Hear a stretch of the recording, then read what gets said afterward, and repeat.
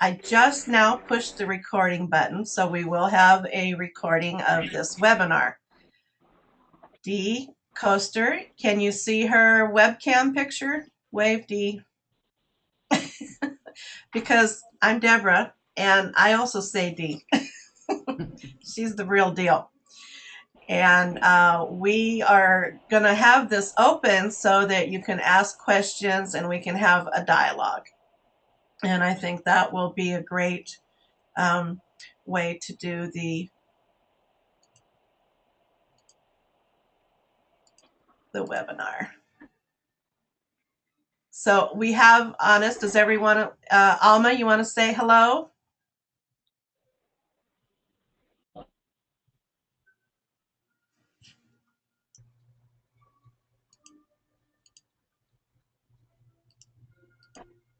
Okay, we've got Alma, Bonnie, Darlene, Linda, Mickey, Dee, and myself so far. Does everybody can hear us? Yes. Awesome. Awesome. Okay, looks like we just had someone else sign in, maybe not. So Dee, do you want to get started? Sure. Good afternoon, everybody. I am particularly interested in the subject matter, and I come to it by way of peripherally doing the work around Batterer's re-education programs for about the last 15, 20 years. So I did at one point go through the education process of becoming a Batterer's treatment provider, but didn't do the internship hours. So I guess my first entryway into the topic area was I had a batterer who actually was court ordered to treatment. And so I was curious from that point on whether treatment was going to work for him or not. So that was my first entryway. And then from there, I became an advocate working in a mainstream domestic violence and sexual assault agency, you know, where we were trained and educated on the topic matter. And then lastly, I sat on a county task force for about 10, 15 years where one of my committee assignments was the Batterers Treatment Accountability Committee. So I've had the opportunity to know how Batterers treatment programming comes together, how it originated in the state, Washington State Legislature. And I was lucky enough to know some of the early treatment providers who actually created the language for the law that was passed in Washington State. So I bring that to the table for this conversation and am a little less informed about what tribal communities offer in terms of traditional Batterers intervention, or there's many names. There's Batterers treatment, Batterers intervention programs, Batterers intervention services. And so when I think one of the early things I learned from Marlon Musso was that it's really Batterers re-education as opposed to Batterers treatment, even though we have that in the title. It's a process of re-educating. If we believe and we know that domestic violence is a learned behavior, then we can unlearn that behavior. So it's a matter of re-educating batterers to not, you know, commit acts of violence against victims. So in that way, it gives our field a little bit of hope that we can reverse some of the trends that we see where violence is increasing in Indian country. So this is the second in a series for us. Our first webinar, we invited a local treatment provider who is state certified to talk about her practice and some of the loopholes that she had to jump through in order to become a state certified program. So Deborah, if you want to go to the next slide. Sure. So our question that we're going to tackle today is, do we want, and I'll just call them Batterers treatment programs. Do we want Batterers treatment programs to follow the state accredited model? And some of you are from different states than Washington. So I'm hoping you'll share with us what your state model is. But in Washington state, we have standards that all the programs have to follow. And in order to be state accredited, they have to fill out an application and pay a fee. And so there's a process for that. We'll talk a little bit more about that later. So the question for us today is, do we want to follow as tribes the state accredited model, or do we want to be more culture specific in our approach and develop our own tribal models? Or do we want to think about combining the two models into a customized version? So that's some of the discussion that we're tackling in these series of webinars. So Deborah, you can go on to the next slide. Okay. So a Batterers treatment program, as I mentioned, in Washington state begins with the process of developing a set of standards that are required for operating as a professional service within the judicial and treatment settings in the state. So in tribal communities and some of our member communities within WomenSpirit, there's a variety of situations that exist. For some of the tribes, they contract with mainstream certified state certified agencies that provide treatment to their tribal members. That's one option or one situation. The second one is that they're in the process. They currently don't have any kind of services that are available, but are thinking about whether they want to contract with mainstream treatment providers or they want to do something in-house.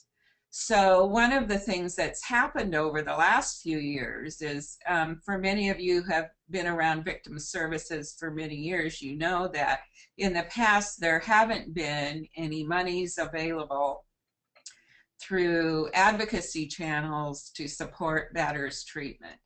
The two streams of funding were very separate. And advocacy money just didn't go to support Batterers treatment. It only went to victim services.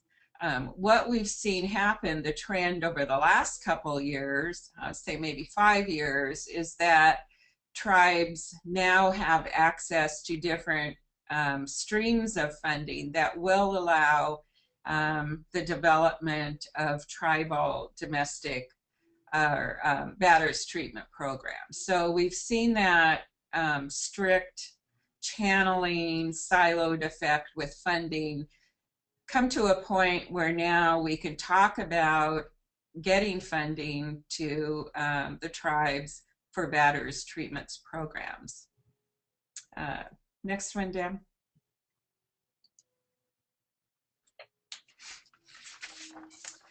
So either way, as a tribal community, either you adopt the state standards as they're written, or you begin a dialogue about what kind of standards you would want that are tribally specific.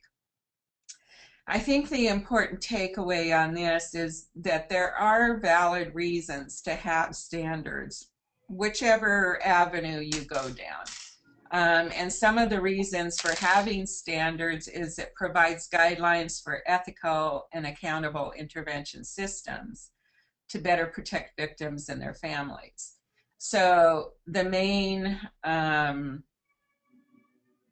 guideline, the very first guideline for any Batterers treatment services or program is to put first and foremost the safety of victims.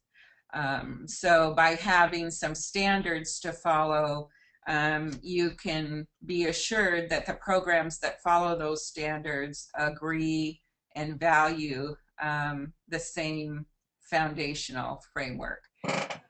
Oops, back. Sorry. Back. One more, One huh? more. There we go. And so it provides a framework for the use of batterer's intervention as part of the continuum of the CCR response to criminal behavior. So you can go on to the next one. Okay. So another reason for having standards is it establishes a minimal level of respectful, humane, consistent, and appropriate intervention provided to persons convicted of a domestic violence charge. And it also enhances public awareness of domestic violence issues, gives batters increased access to services, and reinforces the concept that violent behavior is unacceptable. Next slide. Okay. Okay, standards also assist judges and others in identifying services and service providers that are reliable, predictable, and responsive. So in your jurisdiction, your court could and should have access to a list of service providers who provide this very specialized type of treatment or re-education, and over the course of time they would have been tried and true and tested, and so that each agency or each tribal batters treatment program has a track record that you can look at in terms of how well they're doing with that particular population.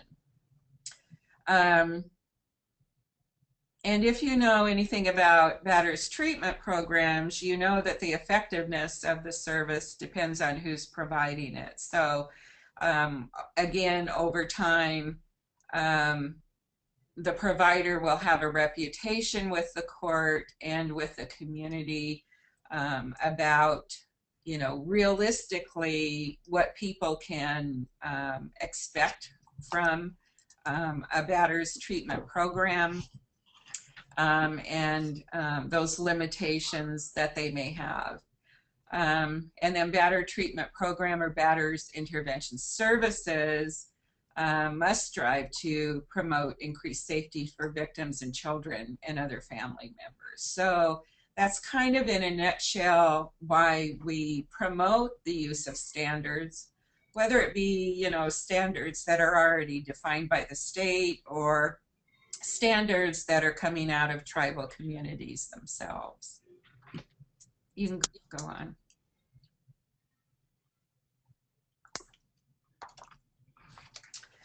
So in our state, in Washington state, as I mentioned, there's an application process. I think it costs $50 to file an application. There is somebody identified by the state who's the gatekeeper of the applications and the monitoring process of the licensing. And here are just a few of the attachments that go into the process of ascertaining whether a particular program has met the minimal standards for certification. So again, it's a program that is certified. It's not an individual. So if you're familiar with the treatment model, where we have therapists who act as individuals who have their own histories of education and training, and they become licensed to provide a certain type of therapy to a certain population. This is a little bit different because we are looking at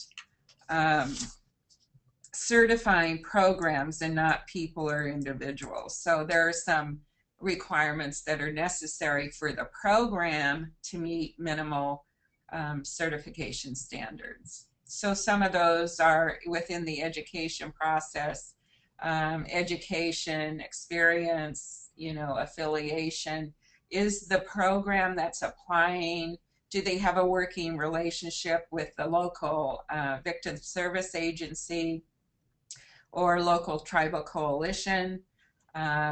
What is their curriculum? You actually need a written curriculum. You need a program policy manual. You need a program brochure. You need to have a policy requiring a duty to warn statement, which is a statement that through the course of treatment, if a batterer threatens bodily harm against a victim or anyone else, that the treatment provider can notify law enforcement about that. And there may be other certain conditions that fall under that duty to warn statement that releases the confidentiality between a client and a therapist. Resumes, degrees, job descriptions are just some of the things included in a state application. Go ahead, Deb, you can go to the next one. So we had Maureen Kelly sign up. Is she on the roster, Deborah? She's not logged in. Okay. Well, in Washington State, Maureen Kelly is the one who works out of Department of Social and Health Services, and she's the one who's the keeper of the state certified programs. So Deborah and I met with her a few weeks ago to see how many tribal programs were actually state certified, and to sort of get the lay of the land from her. So to my knowledge, Deborah, there weren't any tribal programs that were state certified, or do you recall? No, none that were cultural specific, no. Okay. So here's where I'm going to reach out to our listening audience to talk a little bit about what a traditional, native traditional, tribal traditional service model might look like, or what you might want included. I think if you're listening to this webinar, you have some interest in batterers treatment programs. You may have some experience with that at your tribal level. So I'm going to open the floor up to some discussion about what might be offered in a traditional service model. Anybody have any comments? This is Linda, and we've had a couple of different experiences here in North Dakota at Standing Rock Reservation, or the Fort Yates community down a little past Bismarck here in the southwestern part of the state. They have a huge reservation that goes back and forth into North and South Dakota, and I can't remember how many districts they have, but they have a pretty successful program down there that is based on cultural teachings and values. And once he gets a hold, it's an older, it's an elder that does this work, and his expertise is really in addiction, and he works at the college there, but he does this just after work, and he works with both women and men because both have been convicted, and that was a little bit controversial for me. But then when I heard the things that the younger people, or the people who are being convicted, were hearing and learning about, it gave them a sense of pride and an understanding about trauma and historical trauma. And as we know, probably a lot of the perpetrators of violence were also victimized at some point in their own life, and gives them the opportunity for healing. Off of that group in Standing Rock spun a new organization that is called Wacha'agli, and what that means is bringing back the men to the circle, and having those, and a lot of that is culturally based teachings from the Lakota, Dakota, Nakota nations, which really those value systems are pretty much the same amongst all tribes. They have their story of creation, and then the different values that they had that are really universal in living in a well-balanced community, that's peaceful. And they're not just here in the United States, but in the tribal communities, but around the world. I mean, they're like a teaching, almost like a spiritual teaching. But it gave them the opportunity to do the healing work they might need to do. And also then a lot of our people don't understand their where they came from and who their people are, and all they've heard is the stereotypes that are misplaced in the media, and a lot of people buy into that.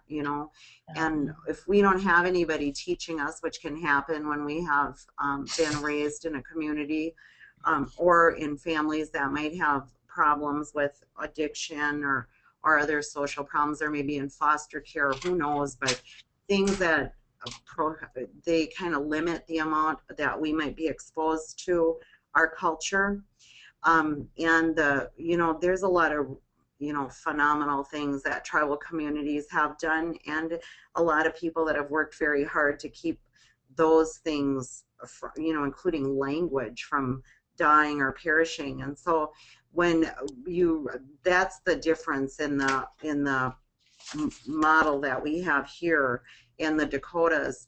Also, there is work being done with the reentry, which can include sex offenders and people who are coming back to their communities from treatment facilities, and jails, be it city, county, or tribal, but they can be ordered to come into reentry. And when we looked at that model of reentry, I attended those meetings here in the Lake region because I was concerned about the sex offenders that were coming back and how they were monitoring them, and if there were extra provisions for the monitoring of sex offenders. So that was why I was sitting at the meeting and then listening to it, all of the services that wrapped around the person coming back into the community or into society or into the tribal community.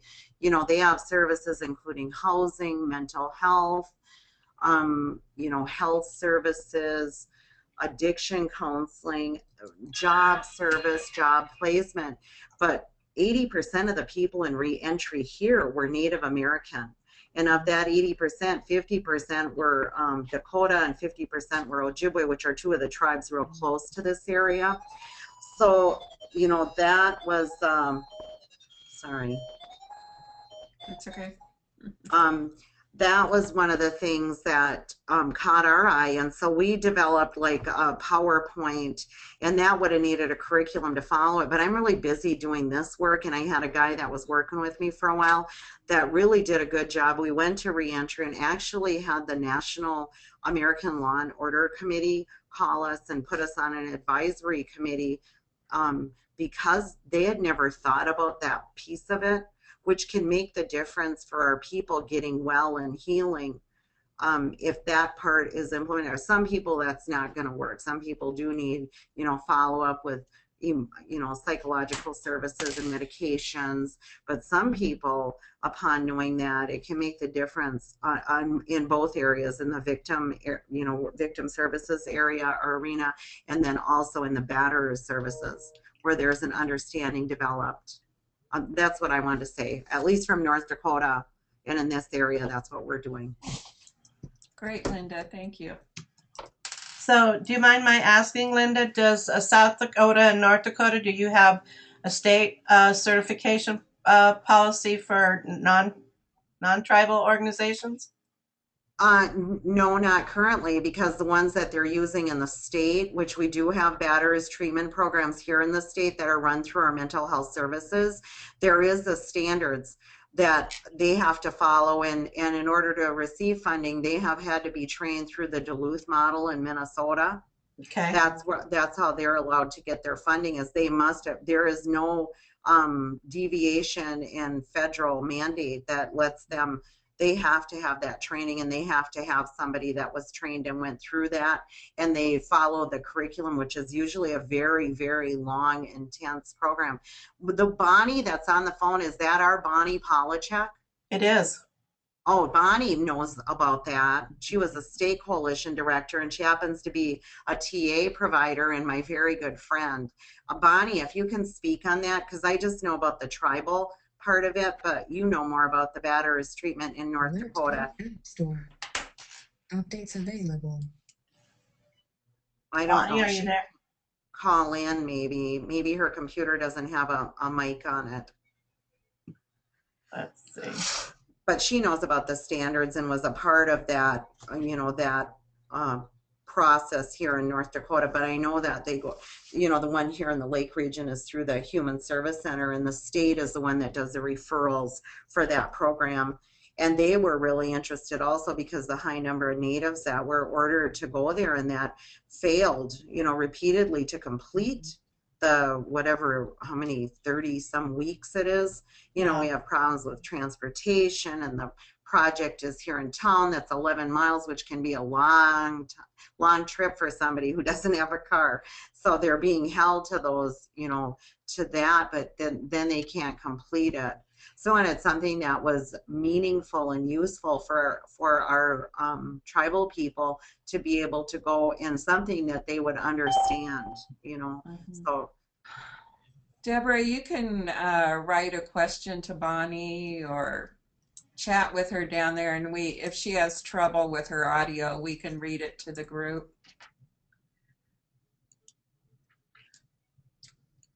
Anybody else want to comment what their tribe is doing, or tribal communities?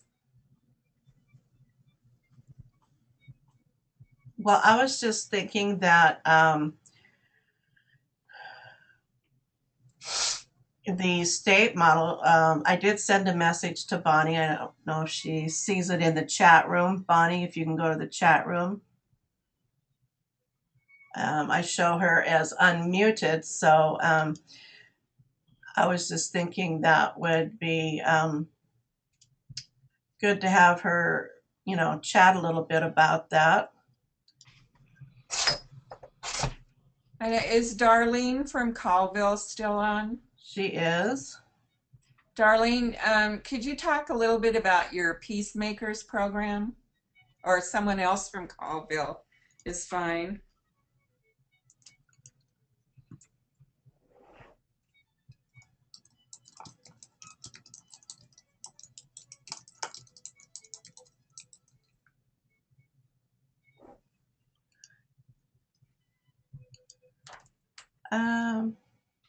She's on there, but I don't know if she can hear us. It says she's connected to audio. Darlene, are you there? Let me see it. Let me try this.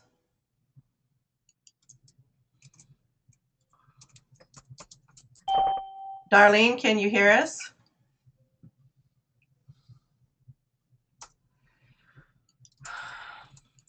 That just flipped the PowerPoint out of whack. Well, I tried to click to make her a presenter. Well, I think, we have different models that tribes are utilizing, and, like I say, there's a variety of ways that either tribes are accessing or don't have access to Batterer's treatment programs, or re-educational models, or culturally specific, foundation models. But one of the issues that was brought up, I think, on our last conference call was one of our members wanted to know if, us as a tribal coalition could somehow position ourselves in a way where we could determine in tribal communities what was an acceptable Batterer's treatment model.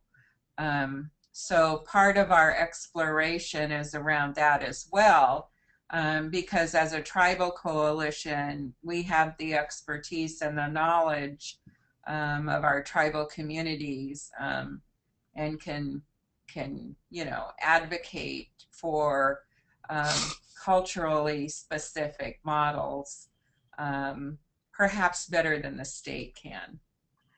Having said that, I would hope that any state where you have a certification process and a standards process, that tribal communities would be able to access that model if they wanted to, and could ask for an exception to the rule, or be able to spell out in a culturally appropriate way why that model should be acceptable to a state certification body.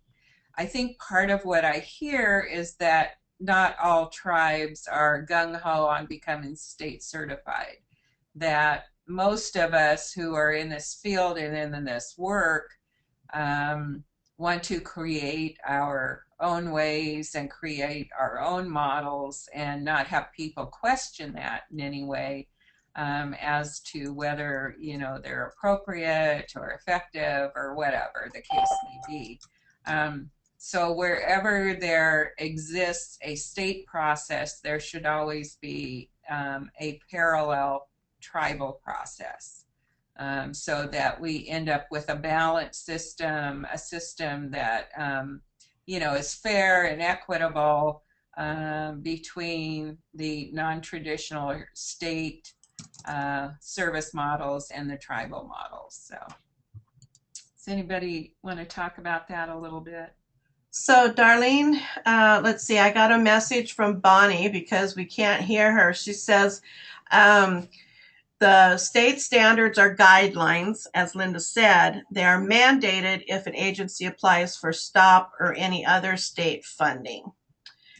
And she says there has never been a funding for a certification process, but the state facilitator has given technical assistance to tribal communities to develop their own.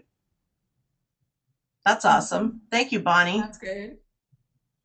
So it was STOP, and what else? For STOP funds, and then there was another one. That Linda said? No, that Bonnie said. No, she just said that other state funding. Oh, for STOP and other state funding. Right, right. And Darlene is showing as a presenter now with a clear mic, but she isn't able to speak in. Okay, well, we'll move on from that and not put her on the spot. But some of the other tribes are doing peacemaker models, which I don't think replace Batterer treatment programs. However, there is a place within the court system at Culver where the prosecutor's office can divert a case out of the court system and refer them to the Peacemakers program, where they go through a series of requirements and activities to be a part of that program. And so in some communities, it's kind of controversial whether, you know, that's okay or not okay, and what kind of protections for the safety of victims is in place, and so on and so forth. So, I mean, as many tribal communities that we have across the U.S., I'm sure there's a variety of opinions about, you know, Batterer's accountability and what is the responsibility of the Batterer's treatment program to the courts and in reporting compliance and non-compliance, about ways to keep victims safe, to promote safety for victims and their children, and so on and so forth. So Darlene has responded that their peacemaking program is primarily composed of tribal elders who conduct talking circle with the client. And I sent a message back asking if it was specifically used for DV offenders. And so maybe she'll respond to that. Right.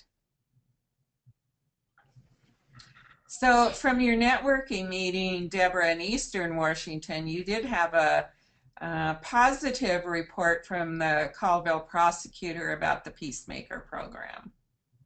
Right, and their prosecutor was very positive about it, and she said she was pretty skeptical at first, but it seemed to be helping with some kind of like hardcore juveniles that are people that started as juvenile offending and committing crimes that had turned around, and she felt very positive that it was lowering the recidivism rate for Colville tribes. and that most of the people who actually completed the Peacemaker program, that they were willing and interested in continuing working with the program as a mentor for others. But we don't know how specific it is to domestic violence. We don't. And it's not specific only to DV or domestic violence. I know that for sure. Okay. So you can go ahead and go to the next slide. Okay.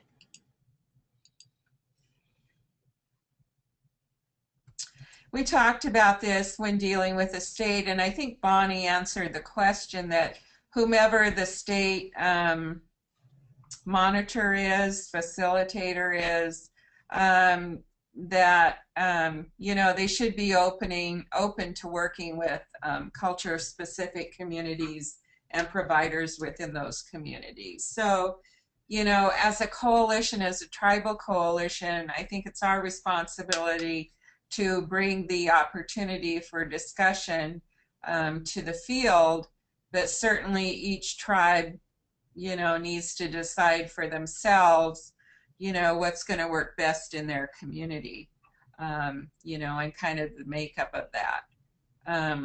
So we're positioned in a way that, you know, we can bring information to tribal communities. We can sit down with state monitors and administrators and sort of figure out, you know, where the distribution and access to information and services lies, and be a mediator in that respect.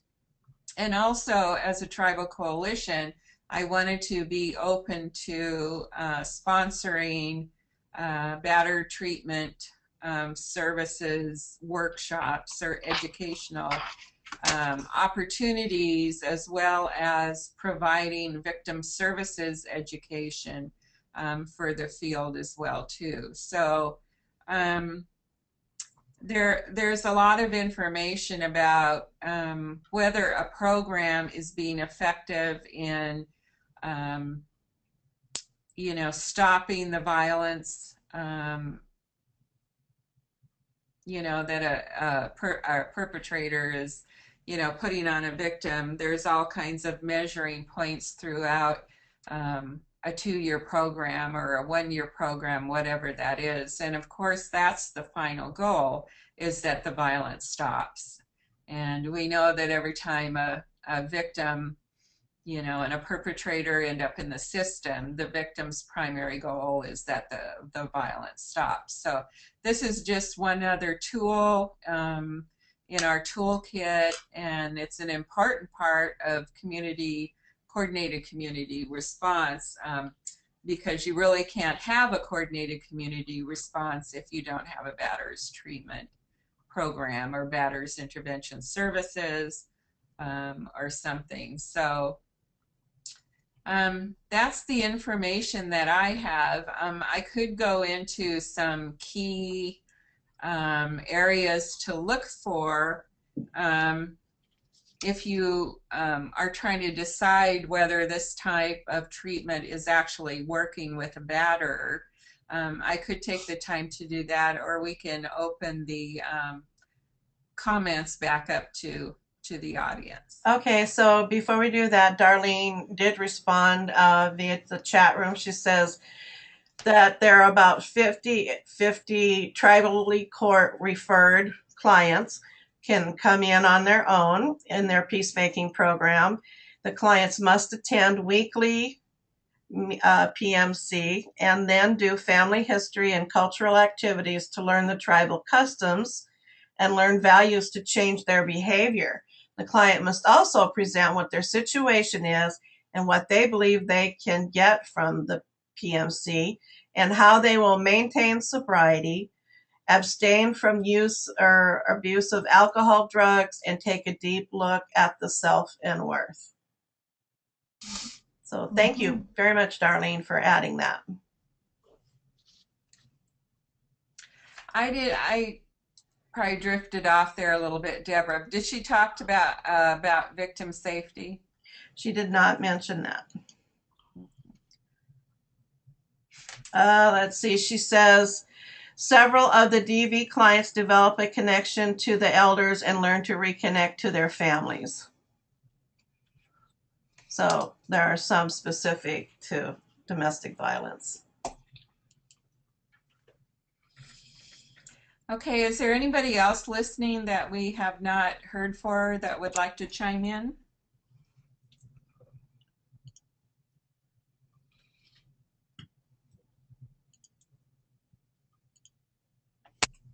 Are there any questions that we can answer for you?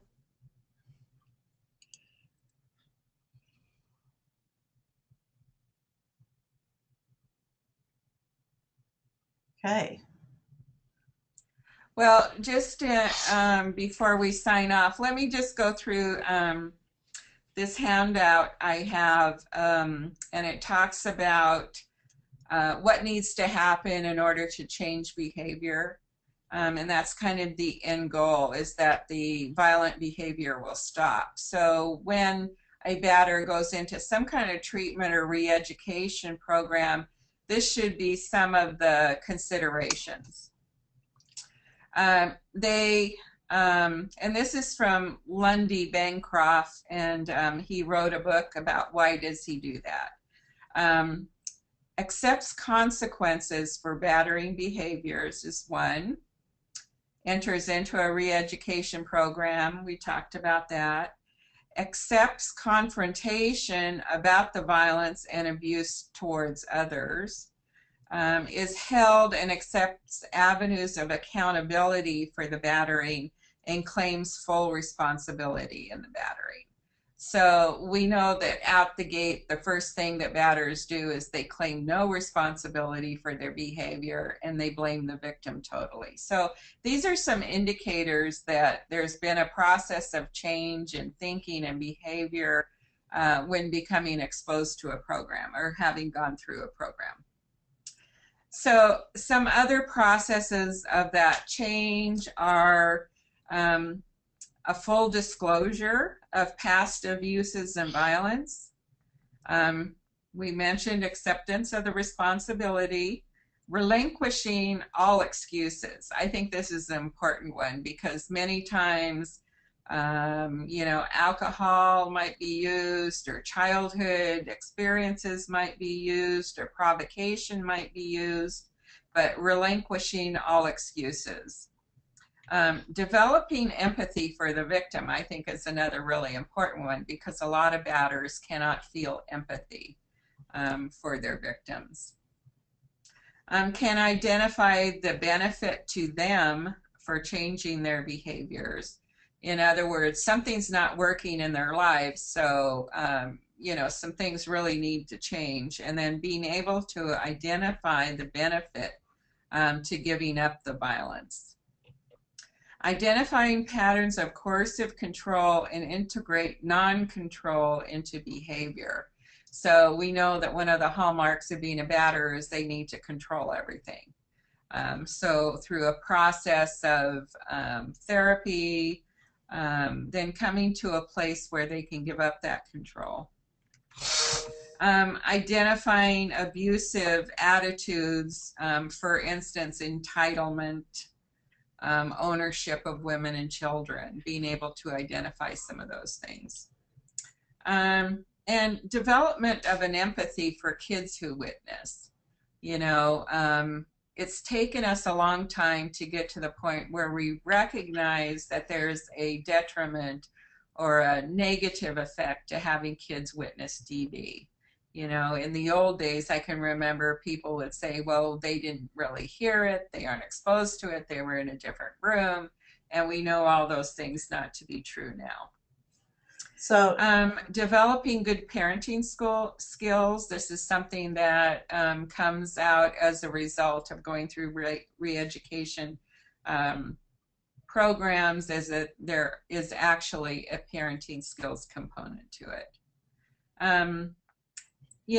This one is interesting because it's making amends without contacting the victim and without manipulation. So how that's done in a program is the clients, the batterers, are asked to write a sort of apology letter, but they don't get to send it. So in that apology letter, you know, they have to illustrate empathy. They have to not make excuses for their abusive behaviors. All of those things we've talked about, but the key is they don't get to make any kind of contact with the victim. They have to develop respectful behaviors to all women, and not to see themselves as the victim. And this happens a lot, is that batters often see themselves as the victim and somehow are provoked, you know, into bad behavior. And then a lifelong commitment to living violence free. I mean, that's the end result and the whole purpose of it. So if all of those things are met, and that, and you know, you've sort of gone through a process of getting to know the batter, then you can evaluate, you know, how successful a treatment program has been. Dee, Bonnie was asking, she says, you mentioned that current trends allow for new funding federally. What might those be? I know specifically, and Linda, you can help me out with this, under the grants to tribal governments, I know of tribes that have written in monies for batter treatment programs and have been awarded. So kind of all of our tribal grants were thrown into one pot called grants to tribal governments. And though that grant stream is divided into maybe 6 or 8 or 10, I'm not sure how many divisions within that one grant application, but within that application you can fit in batters treatment programs. Okay. Darlene also wanted to add to their peacemaking program that not only do the clients work towards reconciliation with the family and the victim to maintain peace, but they've also gone through are returning to finish GED or school and literacy skills, and also working on job skills and life skills. So it seems like the Peacemaker program in Colville is more of it's a real holistic program in that respect. Mm-hmm. Thank you, Darlene. Thank you, Bonnie, for contributing. And thank you, Linda. Yes. And Brenda, thank you for tuning in. We are recording this, and we will find a way to get it to you so that you can listen to it in its entirety. Anything else, Dee? Well, does anybody else have any other questions or comments? I think for our next step as a tribal coalition, you know, operating in Washington State, we're going to be interested to know what kinds of resources, training resources the tribes would like. You know, Linda's a tribal coalition executive director as well. So, you know, our mission in life is to provide technical assistance and consultation. So whatever the tribes need from us, please let us know. All right, that wraps up our webinar today, and I think maybe we'll have some future offerings in 2014, Dee. So we'll invite you to those as soon as we know when they're going to happen. So thank you for joining us, and have a great rest of your week.